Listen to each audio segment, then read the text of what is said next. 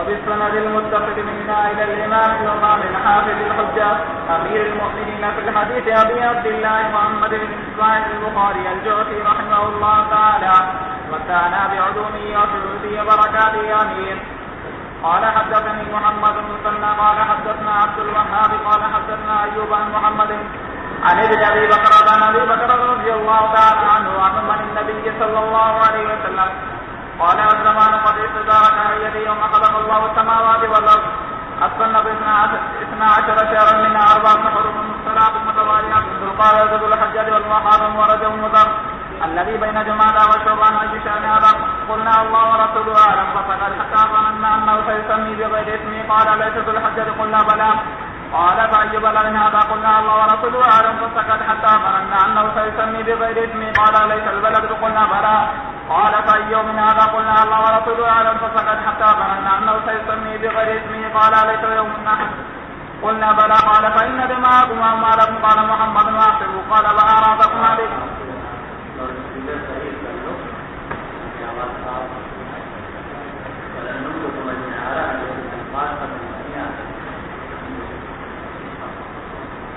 قال وأعراضكم عليكم حرام كحرمة يومكم هذا في بلدكم هذا في شهركم هذا وستلقون ربكم فسيسألكم عن أعمالكم على فلا ترجعوا بعدي ضلالا يقد بعضكم رقاب بعض على لا يبلغ الشاهد الغائب فلعل بعض من يبلغ أن يكون وعلو من بعد من سمعه فكان محمد إذا ذكروا يقول صدق محمد صلى الله عليه وسلم ثم قال أنا أن بلغت مرتين.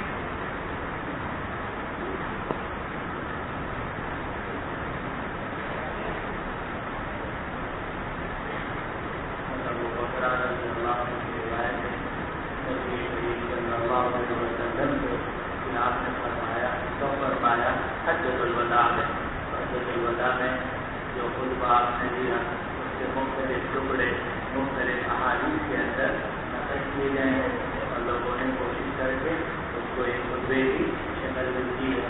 تو جن کی آپ نے باتیں اس میں ارشاد فرمائی جو اس روایت میں آ رہی ہے تو آپ نے فرمایا کہ زمانہ خوب کرا گیا ہے جیسا کہ اپنی حالت کی طرح اس دن تھا جس دن اللہ تعالیٰ نے آسمانوں اور زمینوں کو پیدا کیا اور سال کے 12 مہینے ہیں 4 مہینے اشہر حرم ہیں جن میں سے 3 مسلسل ہیں جو ذوالقعدہ ذوالحجہ اور محرم اور چوتھا مہینہ رجب ہے یعنی مضر والا رجب جو کہ جمادہ اور شعبان کے درمیان ہے. اب یہ جو آپ نے فرمایا کہ زمانہ خوب کرا گیا ہے حدیث آئی بنے تو اس میں اشارہ کا اصل میں قرآن مجید کی آیت کی طرف اور نسی کی طرف. قرآن مجید میں ہے کہ شہور اتنا اشارہ مہینوں کی بھی اللہ کے ہاں 12 مہینے ہیں. یوم خلق اللہ السماوات والارض منها 4 حرم ذلك الدین القیم فلا تظلموا فیہن انفسکم وقاتلوا المشرکین کافۃ کما یقاتلونکم کافۃ واعلموا ان اللہ مع المتقین. اور آگے فرمایا انما النسیء زیادۃ فی الکفر یہ جو نسیء کیا جاتا ہے لون کیا جاتا ہے کبیرہ کیا جاتا ہے یہ زیادت فی الکفر ہے. يضل به الذين كفروا يحلونه عاما ويحرمونه عاما ليواطئوا عدة ما حرم الله ويحلوا ما حرم الله زين لهم سوء أعمالهم والله لا يهدي القوم الكافرين. اور پس منظر اس کا یہ ہے اس آیت کا اور حدیث شریف کا کہ یہ جو ایک ہے قمری مہینے اور دوسرے ہیں شمسی مہینے. تو جو شمسی مہینے ہیں ان کا حساب زیادہ موسموں کے مطابق ہے. طرح کے ہمارے یہاں جنوری میں سردی ہوتی ہے جون کے اندر گرمی ہوتی ہے بہار کا موسم خزاں کا موسم تہذیبہ ہے. لیکن اس کے باوجود شمسی مہینے اگر سے تہذیبہ ہیں اور اس میں سورج کی گردش تو حالانکہ ہے ہی زمین کی گردش ہے سورج کی لیکن بارہ تعبیر اس طریقے سے کیا جاتا ہے. دیکھنے میں تو سورج ہی طلوع ہو رہا ہے سورج ہی غروب ہو رہا ہے تو ظاہر کا مطلب ہے.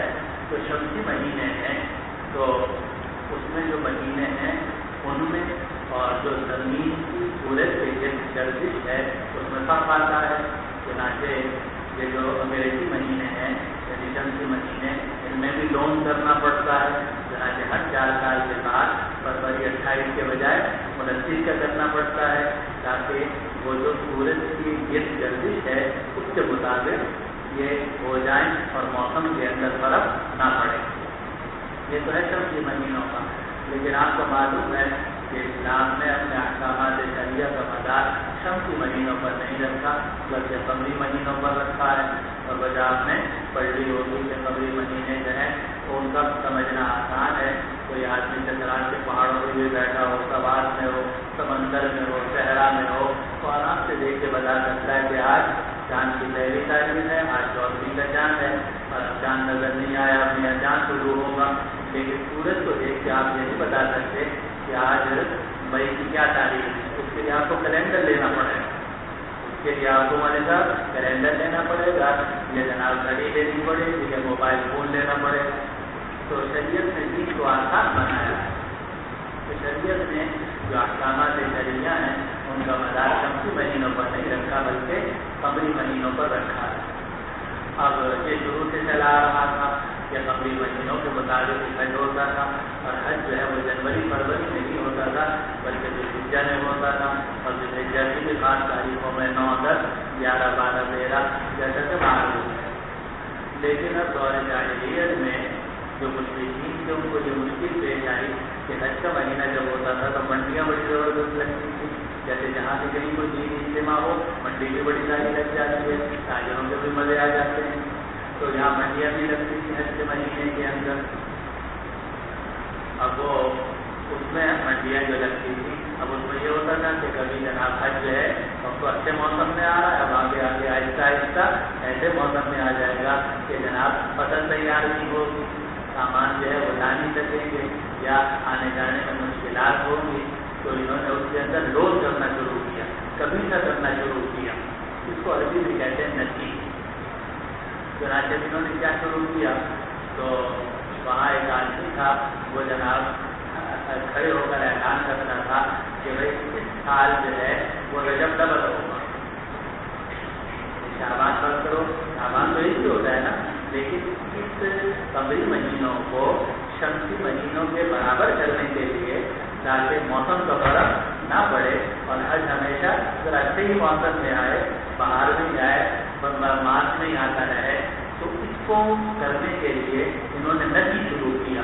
اس کو قبیلہ بھی کہتے ہیں اور اسے لون بھی کہتے ہیں، جیسے فروری لون کا سال، ہر 4 سال کے بعد لون کا سال آتا ہے، اور فروری 28 کے بجائے 29 کا، تو وہاں شمسی مہینے میں ہوتا ہے، یہاں انہوں نے قمری مہینوں میں کرنا شروع کیا۔ چنانچہ اب 2 قسم کے کیلنڈر لائٹ لوگ ہیں، ایک کیلنڈر وہ تھا جس کا اعلان ہوتا تھا، اور ایک کیلنڈر وہ ہوتا تھا جو حقیقت میں ہوتا تھا۔ اب گڑبڑ یہ ہونے لگی کہ جب فرض کرو کہ شعبان ڈبل ہو گیا، تو شعبان جب ڈبل ہوا تو جو اگلا مہینہ آیا انہوں نے شعبان نمبر 2 رکھ دیا اس کا نام، حالانکہ وہ شعبان نمبر 2 تو نہیں ہے، وہ تو کیا ہے، رمضان ہے، اور رمضان چلا گیا 1 مہینے آگے، تو شوال میں جا کے کیا آ گیا، رمضان آ گیا۔ کہنے تو وہ حقیقت میں وہ شوال ہے، لیکن وہ اس کو کیا کہہ رہے ہیں، رمضان کہہ رہے ہیں۔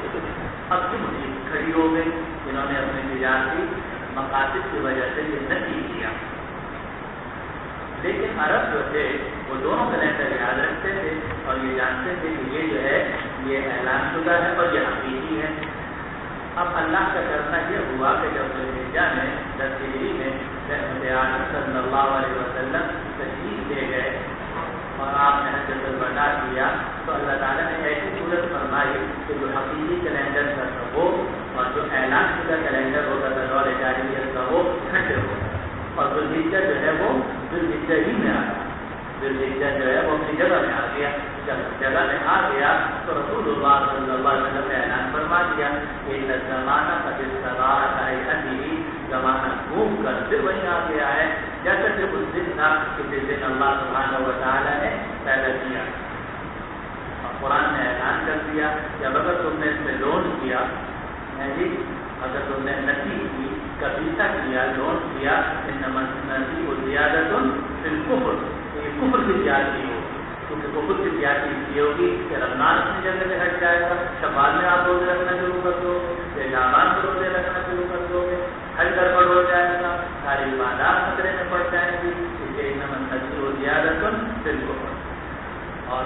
وہ ابھی اختیار سے وہ ڈبل کر دیتے تھے تو مہینے جو ہیں وہ 12 کے بجائے کتنے بن جاتے تھے 13 ہو جاتے تھے. ظاہر جب شعبان ڈبل ہوگا تو شعبان ڈبل ہو گیا تو مہینے 13 ہو گئے. قرآن نے کہا نہیں کہ عدت الشہور عند اللہ اتنا 18 12 مہینے ہوں گے. نفی کی لون کی اجازت نہیں ہے, اگر کرو گے تو یہ کفر کی بات کی آتی ہے. اور انما النفی اجازت بالکفر یبلغ ان عدت الشہور عند اللہ اتنا 18 شهرا یوم یوم خلق اللہ السماوات والارض منها 4 حرم. تو جو بات قرآن حکیم میں حدیث و تفسیر ہے اس کی مدد قرآن کی, تو اس لیے رسول اللہ صلی اللہ علیہ وسلم نے یہ بات فرمائی. تو یہ جو فرمایا کہ زمانہ گھوم کر آ گیا ہے تو مطلب سمجھ گئے کہ جو مصنوعی کیلنڈر تھا وہ اور جو حقیقی کیلنڈر تھا وہ دونوں اکٹھے ہو گئے. اور ذوالحجہ کی جگہ میں آ گیا. جب ذوالحجہ کی جگہ میں آ گیا تو رسول اللہ صلی اللہ علیہ وسلم نے اعلان فرما دیا کہ اب آئندہ کسی کو اس میں نتیجی یا لون کرنے کی اجازت نہیں. تو اس کو فرمایا کہ زمانہ گھوم کر آ گیا ہے جیسا کہ اپنی حالت میں تھا کچھ دن جیسے اللہ تعالیٰ نے آسمانوں اور زمینوں کو پیدا کیا اور سال کے 12 مہینے ہیں. کیا مطلب کہ اس کو 13 بنانے کی یہ 12.5 یا 13 بنانے کی اجازت نہیں ہے.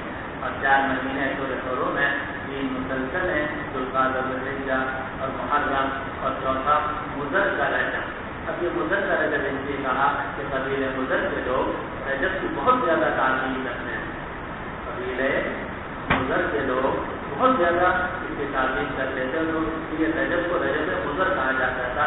اور ورنہ وہ رجب جو کہ جمادہ اور شعبان کے درمیان معلوم کے لوگ جمادی الاول نہیں ہے بلکہ جمادی الاولی اور جمادی الثانیہ, ربیع الاول ربیع الثانی اور جمادی الاولی جمادی الثانی.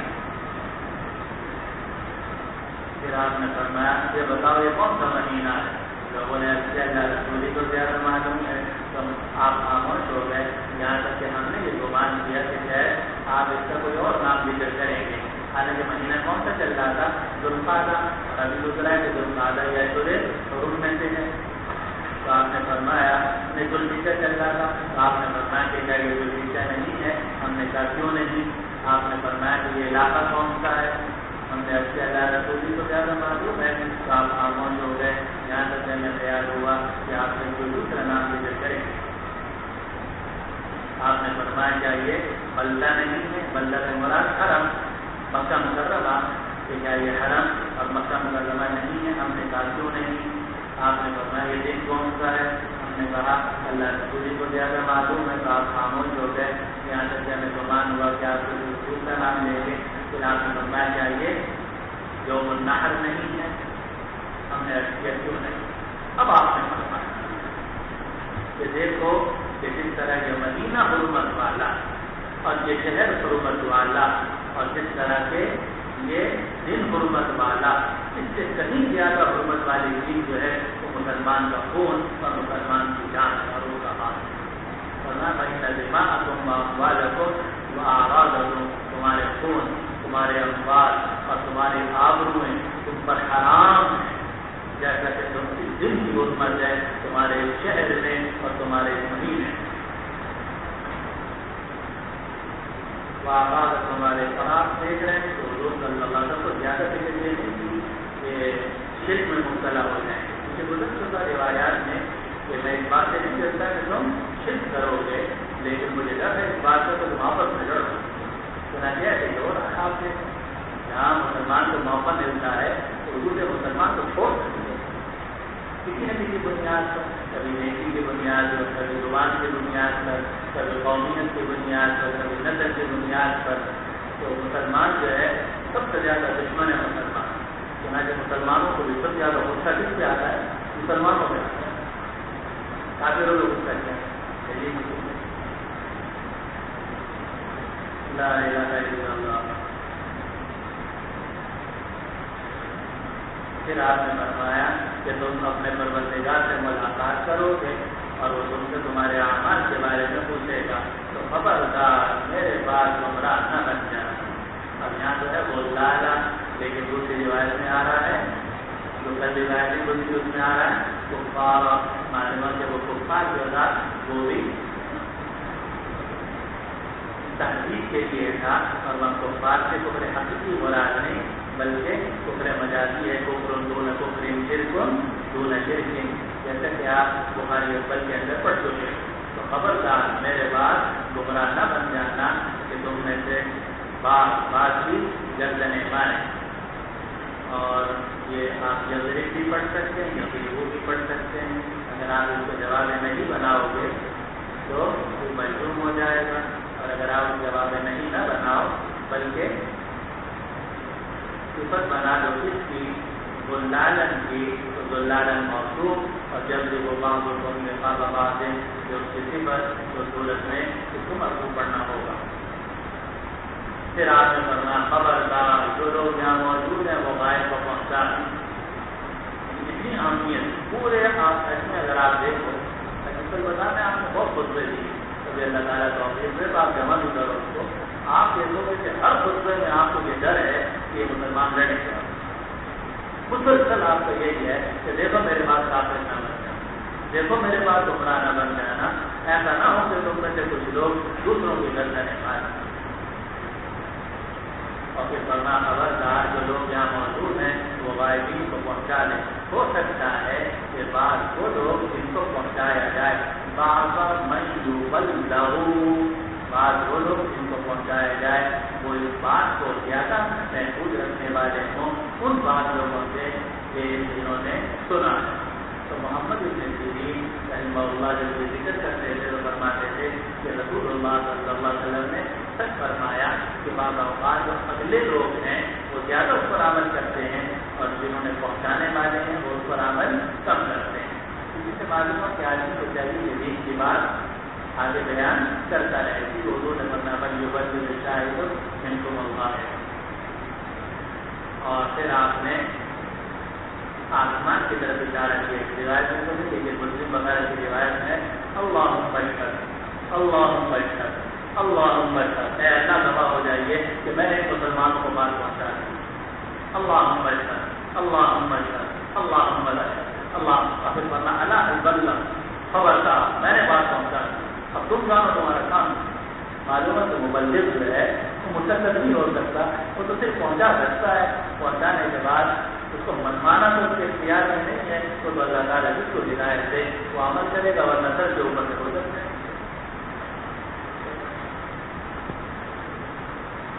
وبه قال حدثنا محمد بن بڑا مزیدار لکھا کہ مسلمانوں کی فرقہ بندیوں کا بنیادی طور پر جیسے میں نے پہلے بھی کیا تھا کہ فرقے زیادہ نہیں ہے، دو تین ہی فرقے ہیں. پھر اس کی شاخیں آگے چھوٹی چھوٹی کافی ہو گئی. تو مولانا مناظر احمد گیلانی نے بڑی مزیدار بات کی. فرمایا کہ جو لوگ فرقے ختم کرنے کی بات کرتے ہیں تو عام طور سے وہ کرتے کیا ہے کہ وہ جب دنیا سے جاتے ہیں تو دنیا فرقہ چھوڑ کے جاتے ہیں. کہتے ہوتا یہ ہے ایک آدمی کھڑا ہوتا ہے کوئی جب لڑو نہیں سب لڑو بھائی دیکھو آپ بھی نہ لڑو آپ بھی نہ لڑو. اچھا بھائی کیا کریں تم سب ایسا کرو میرے جھنڈے کے نیچے اب اس کو جیسے مودودی صاحب ہے یا پروفیسر بنا ہے یا جناب ڈاکٹر بنا ہے کسی سب کہتے ہیں بھائی یہ بھی ٹھیک ہے یہ بھی ٹھیک ہے بھائی دیکھو لڑنا ہے. اچھا بھائی لڑنا پھر کیا کریں گے سب میرے جھنڈے کے نیچے آ جائے اور جو میرے جھنڈے کے نیچے نہیں آئے گا تو اس کا مطلب یہ کہ وہ گمراہ ہے. اب وہ پھر اس کے بعد پھر وہ سارے احکام وہ جاری کرتے ہیں جو فرقوں کے ایک دوسرے کے اوپر چلے آ رہے ہیں. تو جب جاتا ہے وہ آدمی جو فرقہ ختم کرنے کے لیے آیا تھا تو نتیجہ کیا ہوتا ہے کہ ایک اور فرقہ چھوڑ کر جاتا ہے. اس لیے آپ سے گزارش ہے کہ نئی پارٹی نیا فرقہ بنانے کے بجائے جہاں جو سنت والجماعت ہیں انہیں کے ساتھ وابستہ رہو. اللہ تعالیٰ اسی پر زندہ رکھے اسی پر موت عطا فرمائے. ہاں وبه قال حدثنا محمد بن يوسف قال حدثنا سفيان الثوري عن زيد بن مسلم عن طارق بن شهاب انه ناسا من اليهود قالوا لو نزلت هذه الآية فينا لاتخذنا ذلك اليوم عيدا.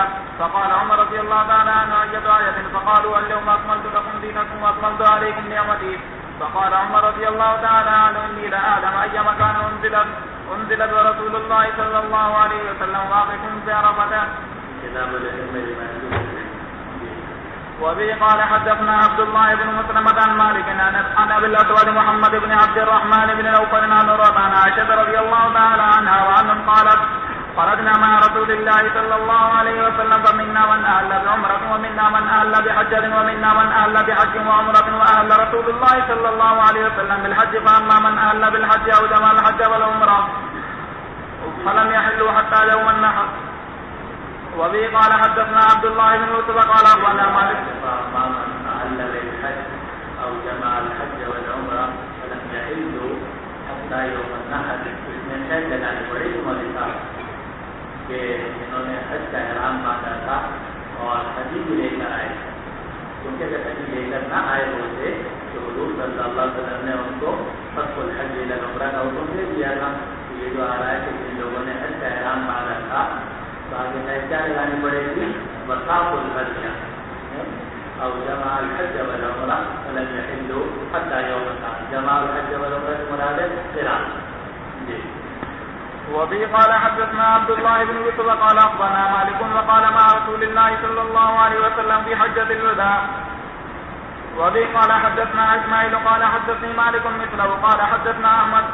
وبه قال حدثنا أحمد بن يونس قال حدثنا إبراهيم وهو ابن سعد قال حدثنا ابن شهاب عن عامر بن سعد عن أبي رضي الله تعالى عنه قال هذا النبي صلى الله عليه وسلم في حجة الوداع من وجه أشفيت من نوال الموت فقلت يا رسول الله بلغ بي من الودي ما ترى وأنا ذو مال ولا يرثني إلا ابنة لي واحدة فأتصدق بثلث مالي قال لا. قلت فأتصدق بشطر قال لا. قلت فالثلث والثلث كثير إنك أن تذر ورثتك. نیک کاموں کے لیے وصیت اگر کرنی بھی ہو تو زیادہ سے زیادہ تہائی کا اس سے زیادہ آپ کرو گی تو نہیں جاتے جب قبول نہیں کریں گے. بلکہ آپ کا جو طریقہ ہے وہ ورثہ کے درمیان تقسیم کر دیا جائے گا. بلکہ بہتر یہ ہے کہ تہائی کی بھی وصیت نہ کرو. بس تو تہائی زیادہ اس سے کم ہونی چاہیے. 25%, 28%, 30% تک آدمی کرے. 33% کرے گی.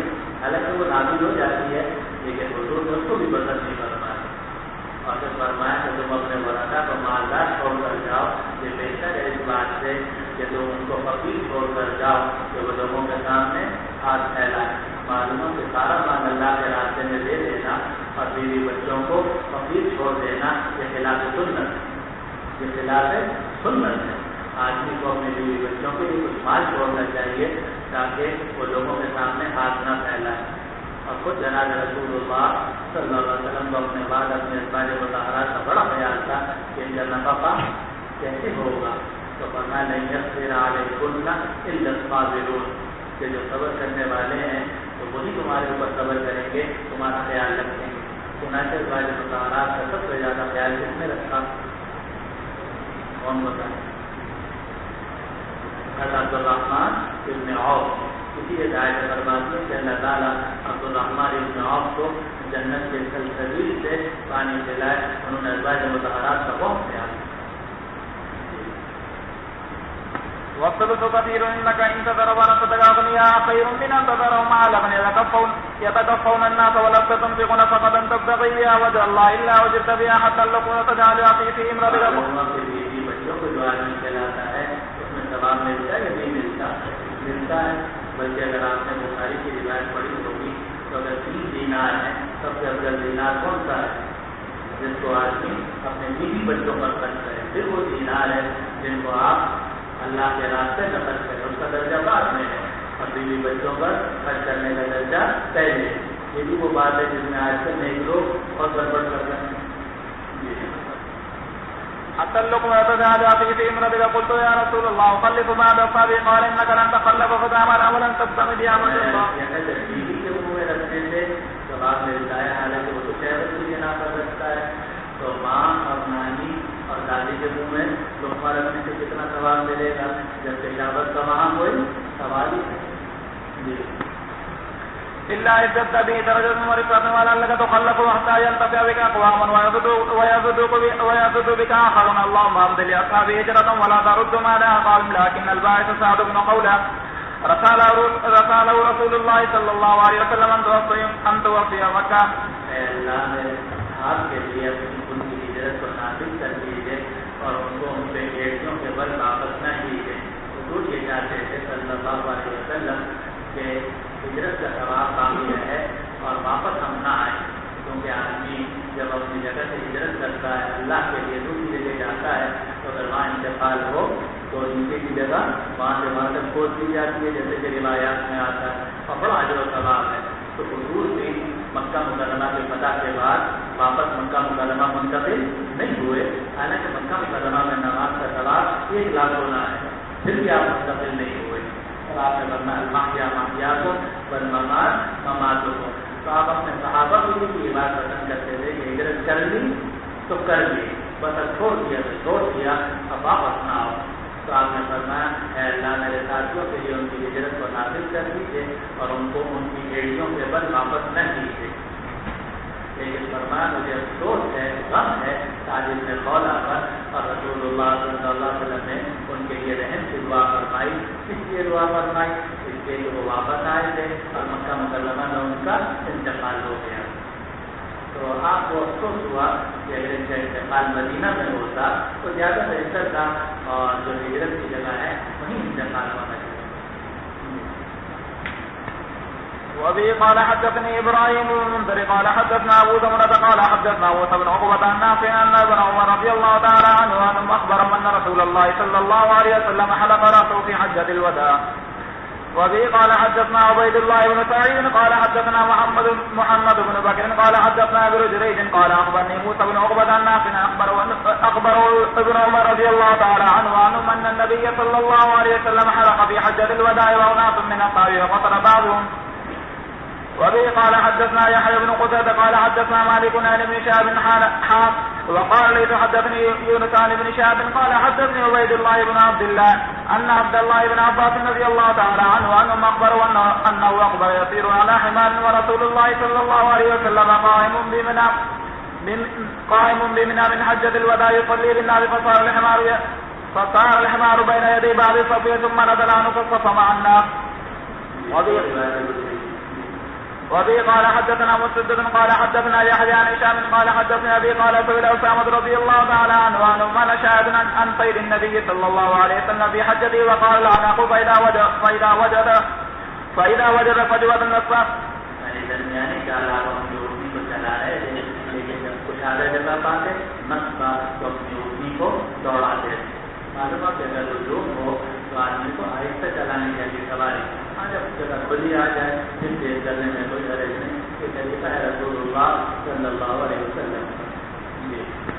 وبه قال حدثنا عبد الله بن مسلمة عن مالك عن يحيى بن سعيد عن عدي بن ثابت عن عبد الله بن يزيد الخزرمي ان ابا ايوب رضي الله تعالى عنه انه اخبره انه صلى مع رسول الله صلى الله عليه وسلم في حجة الوداع المغرب والعشاء جميعا. یعنی مزدلفہ.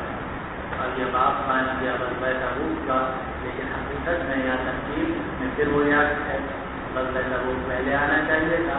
اور باب حجۃ الوداع کے متعلق جتنی احادیث ہیں وہ واقع آنی چاہیے.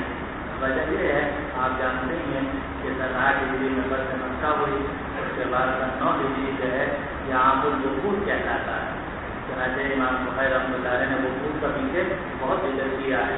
اور اس کا عام الوقوف اس لیے کہا جاتا ہے کہ تمام طرف سے اطراف سے وقوف آ رہے تھے اور یدخلون فی دین اللہ افواجا، اور اللہ کا دین قبول کر رہے تھے. تو چونکہ چاروں طرف سے وقوف آئے اس لیے تو اس سال کا نام پڑ گیا عام الوقوف. اسی عام الوقوف یعنی 9 ہجری کے آخر میں رجب میں حضور صلی اللہ علیہ وسلم کو اطلاع ملی کہ رومیوں نے ایک بڑا لشکر جمع کیا ہے اور وہ مدینے پر حملہ آور ہونا چاہتے ہیں. تو رسول اللہ صلی اللہ علیہ وسلم نے مناسب یہ سمجھا کہ ان کو حملے کا موقع نہ دیا جائے، بلکہ خود آگے بڑھ کر انہیں کے علاقے کے قریب جا کر حملہ کیا جائے تاکہ اگر پتہ ہو تو ان کا علاقہ بھی ہمارے قابو میں آئے. تو رسول اللہ صلی اللہ علیہ وسلم صحابہ رضوان اللہ علیہ اجمعین کے ساتھ مدینہ منورہ سے روانہ ہوئے. فتح مکہ کے موقع پر 10,000 صحابہ کے ساتھ تھے اور یہاں یقیناً زیادہ تھے. تو مختلف تعداد آ رہی ہے، 30,000 تک کی تعداد ہے. لیکن سفر لمبا تھا کیونکہ آپ نے اردن کی طرف جانا تھا، اردن اور شام کی طرف، اور بیچ میں وہ زبردست سفر سہرا ہے جس کو روح الخالی کہا جاتا ہے. نقشے میں اگر آتی تو یہ جو سعودی عرب کا نقشہ ہے اس میں 1/4 جو سعودی عرب ہے وہ سارا علاقہ بے آب و گیا جو ہے صحرا خوفناک صحرا، اور اس کو کہا جاتا ہے الروح الخالی. کچھ بھی نہیں ہے وہاں سوائے ریت کے ٹیلوں میں، پانی کا نام و نشان نہیں ہے. اور اس کے کنارے سے گزر کے حضور صلی اللہ علیہ وسلم کو آگے تشریف لے جانا تھا. ادھر وہ حال جو تھا وہ ادھر وہ جو مہینہ گرمی کا تھا، کھجوریں پکنے والی تھی اور کٹائی کا وقت تھا. آپ کو پتا ہے جب کٹائی کا وقت ہوتا ہے تو لوگ تو کراچی چھوڑ کے سب اپنا واپس اپنے علاقے میں چلے جاتے ہیں اپنا کاٹنے کے لیے. اب یہاں کٹائی کے وقت میں یہ اپنی فصلوں کو چھوڑ کے دیہات میں چلے جائیں، یہ مشکل بات تھی. جتنے منافقین جو ڈھیلے ڈھالے لوگ تھے انہوں نے آہستہ آہستہ حضور صلی اللہ علیہ وسلم سے اجازت دینی شروع کی، بہانے بنا کے میری طبیعت ناساز ہے، آج کل ایسے ہی ہے، یوں ہے اور وہ ہے. حضور صلی اللہ علیہ وسلم بہت نرم مزاج تھے، آپ جانتے سب کچھ تھے، مگر آپ ظاہر نہیں فرماتے تھے. تو جو آتا تھا آپ اس کو اجازت دے دیتے تھے. چنانچہ اکثر جو منافق تھے وہ متخلفین کے اندر شامل ہو گئے، اور لوگوں میں صادقین مخلصین تھے تو وہ آپ کے ساتھ روانہ ہوئے. اور آپ نے لمبا سفر کیا، لمبا سفر کر کے آپ وہ دونوں شام کے علاقے میں پہنچے اور تبوک پر آپ نے قیام فرمایا.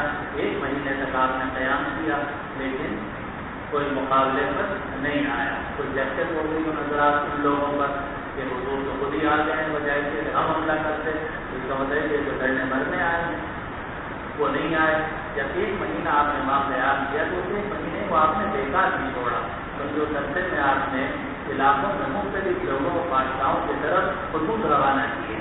چنانچہ اس 1 مہینے جتنے خطوط نظر آ رہے ہیں ان کی ایک بڑی تعداد وہ ہے جو آپ نے غزوہ تبوک کے موقع پر 1 مہینے کے قیام کے دوران لکھوائے اور مختلف قاصدین کے ذریعے ایجنسیوں کے ذریعے آپ نے روانہ فرمائے. 1 مہینے وہاں قیام رہا. جب قیام واپس آپ تشریف لائے تو مدینہ پہنچے تو منافق جو تھے وہ آنے شروع ہوئے اور انہوں نے آ کر معذرتیں پیش کرنی شروع کی اور حضور نے سب کی معذرتیں قبول کر لی. دیکھو کتنا فرق ہے ہمارے اسٹائل میں اور رسول اللہ صلی اللہ علیہ وسلم کی سنت. تو آپ کو ہر وقت خود سے چڑھا رہتا ہے، آپ کو تو منہ سے جھاگ بھی کرتے رہتے ہیں اور جناب آپ کا تو حال ہی خراب رہتا ہے. لیکن یہ حضرات سنت کے جو متبعین ہیں ان کو حضور صلی اللہ علیہ وسلم طریقے سکھائے ہیں کہ حکومتیں کس طرح چلائی جاتی ہیں، ادارے کس طریقے سے چلائے جاتے ہیں، منافقوں کے ساتھ کس طریقے سے رہا جاتا ہے. آپ کا بس چلے تو آج ہی سارے منافقوں کو ایک دم ختم کر دو اور جتنے ختم کر دو گے آپ لاٹے گرا دو گے. لیکن حضور صلی اللہ علیہ وسلم یہودیوں کے ساتھ رہے، منافقوں کے ساتھ رہے، آخری دم تک منافق جو ہیں آپ کے دائیں بائیں رہے. لیکن کمال یہ ہے کہ حضور صلی اللہ علیہ وسلم نے ان کے ساتھ حکمت سے گزارا. ہر ایک کو قتل کرنا، ہر ایک کے ساتھ لڑ لینا، ہر ایک کے ساتھ جناب ہنگامہ نہیں کرنا، اس سے حکومتیں نہیں چلا کرتی، ادارے اس طریقے سے نہیں چلا کرتے. بڑے تحمل سے کام لینا پڑتا ہے سربراہ معاملے پر اور ادارے کے سربراہ. تو بات سے آدمی صبح کو 4 آدمیوں کا ناشتہ کر لیا، دوپہر کو 8 آدمیوں کا کھانا کھا لیا، اس طریقے سے نہیں جلدی کرتے چلا کرتے حکومت سے. تو منافق آئے اور حضور صلی اللہ علیہ وسلم سے جناب طرح کی یاد امیرون علیکم اذا رجعتم الیہم قل لا تعتذروا لن نؤمن لكم قد نبأنا الله من اخباركم وسيرى الله عملكم بعدا. تو اللہ تعالیٰ نے تو بتلا دیا لیکن حضور نے ان کی معذرتیں قبول کی.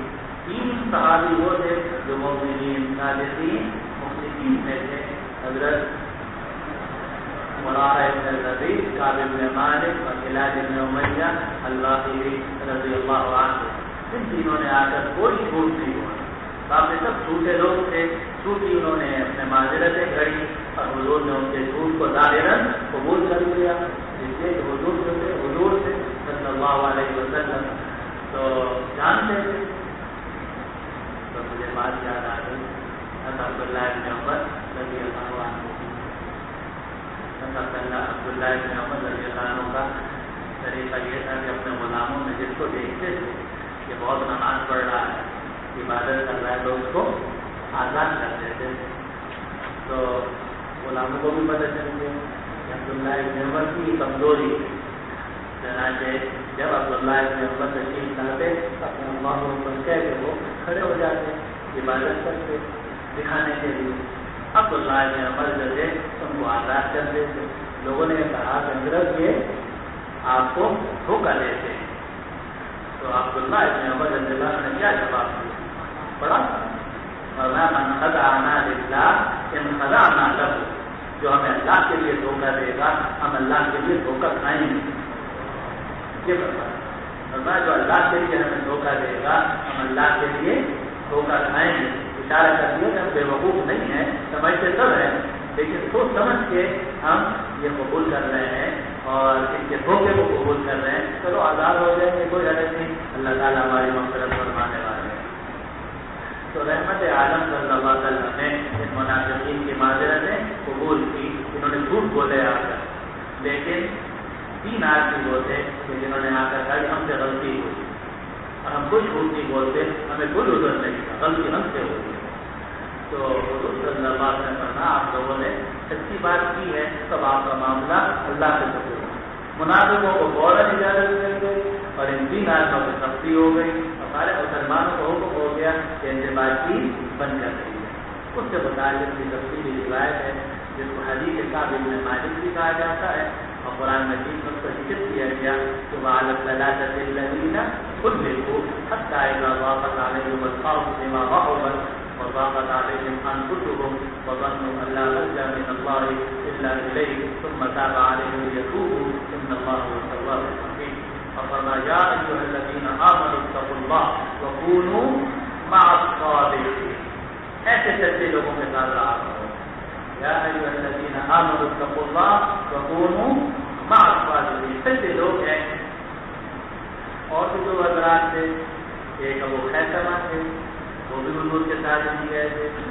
تو روایات میں آتا ہے کہ وہ گھر میں آئے, سارے مسلمان جا چکے تھے, تو ادھر ادھر یا منافق تھے یا بوڑھے تھے یا عورتیں تھیں یا بچے تھے.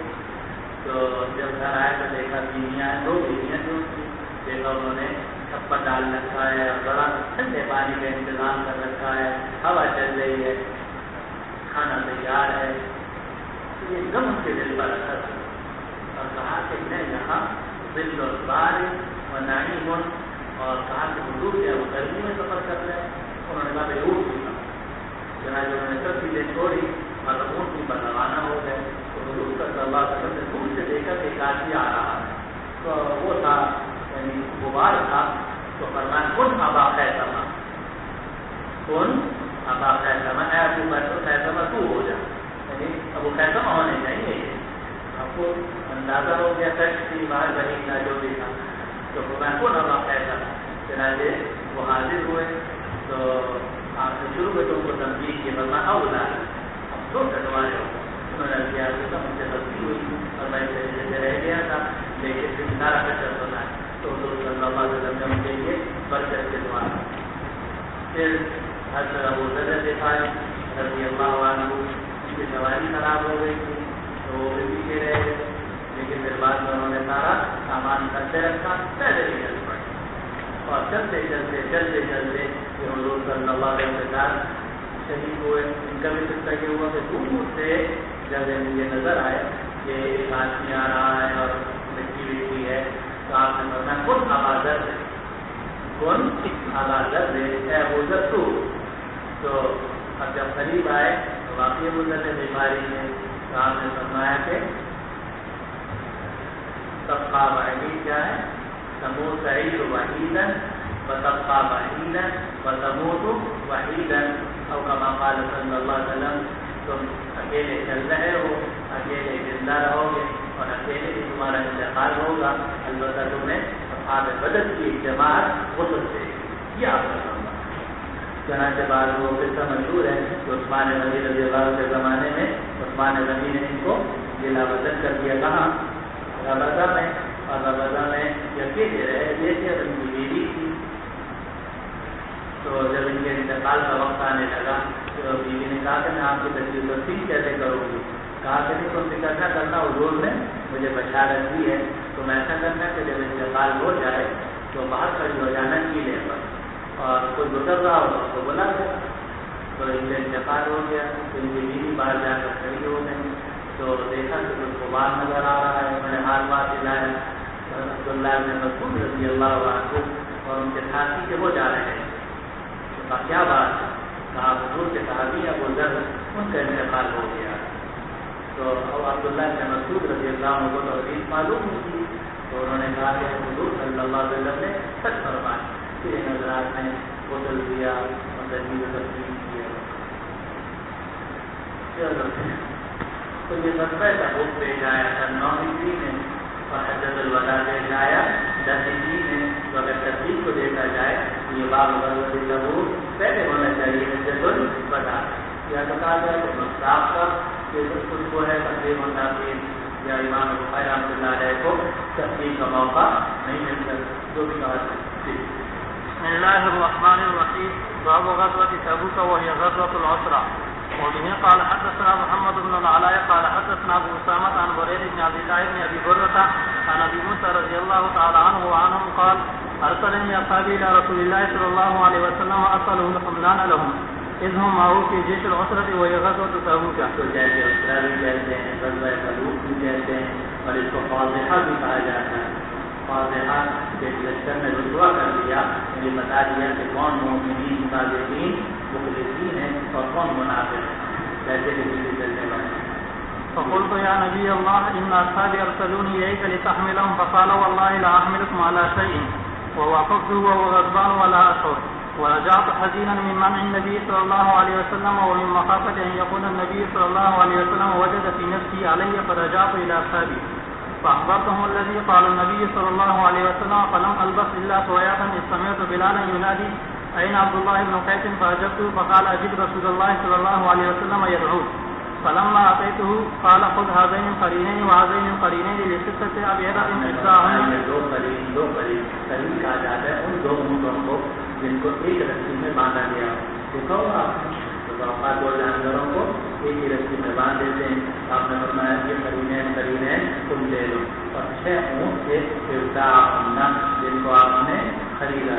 اب دیکھو جو وہ روایت آ گئی جس کے بارے میں کل بتایا تھا کہ پچھلی روایت میں کیا تھا، جو وصیہ کی نقدی کی گئی ہے کہ مال غنیمت کے اونٹ آئے تھے، اور یہاں یہ آ رہا ہے کہ آپ نے ان کو خریدا تھا، تو دونوں جمع ہو سکتے ہیں، کچھ اونٹ ویسے آئے تھے اور کچھ آپ نے خریدا۔ جی لستة أبيض إحداهن حينئذ من شعر فانطلق بهن إلى أصحابك فقل إن الله قال إن رسول الله صلى الله عليه وسلم يحملكم على هؤلاء فاركبوهن فانطلقت إليهم بهن فقلت إن النبي صلى الله عليه وسلم يحملكم على هؤلاء ولكني والله لا أدعوكم حتى ينطلق معي بعضكم إلى من سمع مقالة رسول الله صلى الله عليه وسلم لا تظنوا أني حدثتكم شيئا لم يقله رسول الله صلى الله عليه وسلم فقالوا لي والله إنك عندنا لمصدق ولنفعلن ما أحببت فانطلق أبو موسى بنفر منهم حتى أتوا الذين سمعوا قول رسول الله صلى الله عليه وسلم منعه إياهم ثم يطاعهم بعض فحدثوهم بمثل ما حدثهم به أبو موسى. وبه قال حدثنا مسدد قال حدثنا يحيى عن شعبة عن الحكم عن مصعب بن سعد عن أبيه رضي الله تعالى عنه وعنهم أن رسول الله صلى الله عليه وسلم خرج إلى تبوك فاستخلف عليا قال تخلفني في الصبيان والنساء قال ألا ترضى أن تكون مني بمنزلة هارون من موسى إلا أنه ليس نبي بعدي. وقال أبو داود حدثنا شعبة عن الحكم قال سمعت مصعبا. بہار سے تشریف لے جاتے کسی نہ کسی کو اپنا نائب بناتے تھے، تو غزوہ تبوک میں آپ نے حضرت علی رضی اللہ عنہ کو اپنا نائب بنا کر مدینے میں چھوڑ دیا، تو ان کو رہ ہوا کہ ایک اہم جہاد اور میں یہاں رہ رہا ہوں، جہاد میں شامل نہیں ہوں گا۔ تو عرض کیا کہ یا رسول اللہ کیا عورتوں اور بچوں پر آپ مجھے خلیفہ بنا رہے ہیں؟ آپ نے فرمایا کیا تمہیں یہ پسند نہیں ہے کہ تم ایسے ہی ہو جیسے ہارون اور موسیٰ تھے۔ اب اس شیعوں نے کیا کہا، اس کے خلافت ثابت ہو گئی۔ ہم کہتے ہیں جب خلافت ثابت بھی ہو گئی پھر عدل بھی ثابت ہو، اس لیے کہ حضور جب آ گئے تھے تو وہ خلافت باقی رہی تھی، ختم ہو گئی تو عدل بھی ثابت ہو گئی۔ اور ایسی خلافت تو سارے صحابہ کو ملی ہے، اکثر صحابہ کو۔ کبھی آپ نے حضرت عثمان غنی کو پیچھے چھوڑ دیا، کبھی آپ نے عبداللہ ابن ام مکتوم رضی اللہ عنہ کو مدینے کا گورنر بنا دیا۔ اسی سے اگر خلافت ثابت ہونے لگے تو وہ سب کے لیے ثابت ہو جائے۔ اور یہ کہتے ہیں کہ انتقون منی بمنزلۃ ہارون من موسیٰ. ہم کہتے ہیں کہ اس سے استدلال بھی غلط ہے، اس لیے کہ حضرت ہارون علیہ السلام کا تو حضرت موسیٰ علیہ السلام کی زندگی میں انتقال ہو گیا. اس سے لازم آتا ہے کہ حضرت علی رضی اللہ عنہ کے خلافت جو ہے وہ زندگی ہی میں معقول ہو گئی.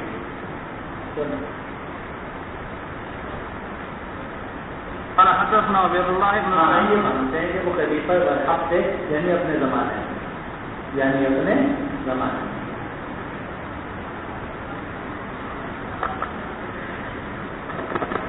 قال سمعت عطاء يخبر قال اخبرني صفوان بن يعلى بن اميه عن ابيه رضي الله تعالى عنه وعنه قال غزوت مع النبي صلى الله عليه وسلم العسرة. قال كان يعلى يقول تلك الغزوة اوثق اعمالي عندي.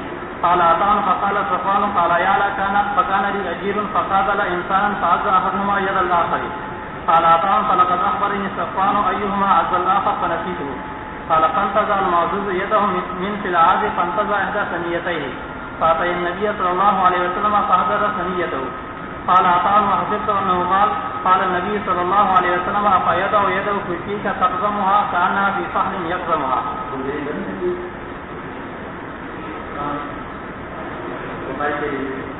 اب یہ کاٹنے والے کون تھے؟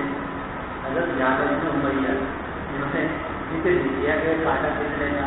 یہ کہا کہ ایک آدمی کی دوسرے آدمی سے لڑائی ہو گئی اور ایک نے دوسرے کا ہاتھ منہ میں دبا لیا، تو جس کا ہاتھ منہ میں دبایا تو اپنے زور سے کھینچا تو دانت اکھڑ گئے.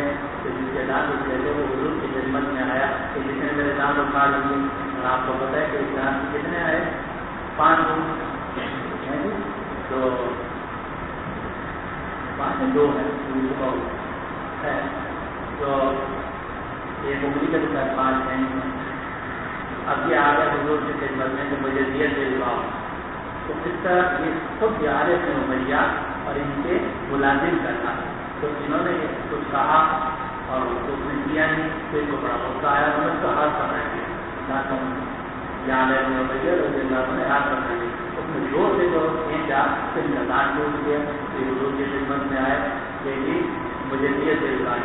تو حضور صلی اللہ علیہ وسلم نے فرمایا کہ ابا بیوی کا کیا وہ اپنا ہاتھ تمہارے منہ میں چھوڑ دیتا اور تم اس کو جماتے رہتے جیسے اونٹ کے منہ میں ہاتھ ہوتا ہے اور منہ اس کو چباتا ہے. تو اس سے بڑا اصول ثابت ہوا کہ اگر دفاع نفس کیا جائے اور دفاع نفس کے اندر دوسرے کا نقصان ہو جائے تو وہ شرعاً حلال ہے.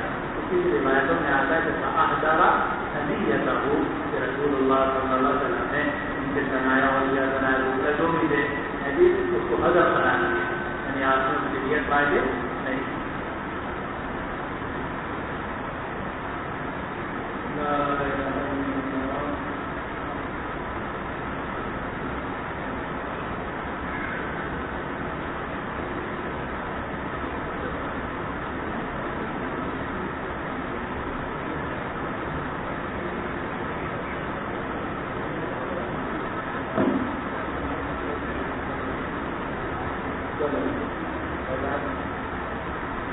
باب حدیث کعب بن مالک